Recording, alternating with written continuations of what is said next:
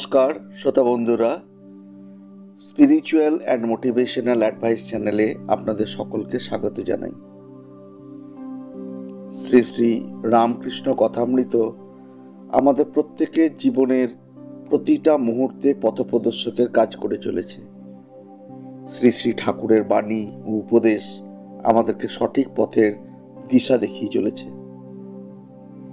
কিন্তু আপনারা জানেন কি, শ্রী মাও কথামৃত শ্রবণ করতেন। স্বামী চেতনানন্দের লেখা ধ্যানলোকে শ্রীমা সারদা দেবী এই বইটি থেকে একটি অংশ আমি আপনাদেরকে পাঠ করে শোনাচ্ছি। অংশটির নাম শ্রী শ্রী মায়ের কথামৃত শ্রবণ। শ্রী শ্রী মায়ের আশীর্বাদ নিয়ে শ্রীম কথামৃত লেখা শুরু করেন। 1888 খ্রিস্টাব্দে শ্রী শ্রী মা বেলুড়ে নীলাম্বর বাবুর বাড়িতে ছিলেন। তখন একদিন শ্রীম মায়ের কাছে কথামৃতের পাণ্ডুলিপির একটি অংশ পাঠ করেন। মা তাকে আরও লিখতে বলেন এবং ছাপবার অনুমতি দেন। পরে একটি চিঠিতে মা শ্রীমকে আশীর্বাদ বাণীও পাঠান। তিনি সেই চিঠিতে কি লিখেছিলেন? তিনি সেই চিঠিতে লিখেছিলেন, বাবা জীবন, তাহার নিকট যাহা শুনিয়াছিলে সেই কথাই সত্য। এক সময় তিনিই তোমার কাছে এ সকল কথা রাখিয়াছিলেন। এক্ষণে আবশ্যক মতো তিনিই প্রকাশ করাইতেছেন। এই সকল কথা ব্যক্ত না করিলে লোকের চৈতন্য হইবে নাই, জানিবে। তোমার নিকট যে সমস্ত তাহার কথা আছে তাহা সবই সত্য। একদিন তোমার মুখে শুনিয়া আমার বোধ হইল তিনি ওই সমস্ত কথা বলিতেছেন। এরপর কথামৃতের যে কোনো ভাগ বা সংস্করণ বের হলে শ্রীম এসে মাকে দিতেন। উদ্বোধনে প্রতিদিন অপরাহ্নে কোনো না কোনো স্ত্রী ভক্ত মাকে কথামৃত পড়ে শোনাতেন। জয়রামবাটিতেও মা কথামৃত শুনতেন। স্বামী ঈশানানন্দ এই কথামৃত পাঠের একটা বর্ণনা দিয়েছেন। 1919 খ্রিস্টাব্দ ভাদ্র মাস, খুব বর্ষা।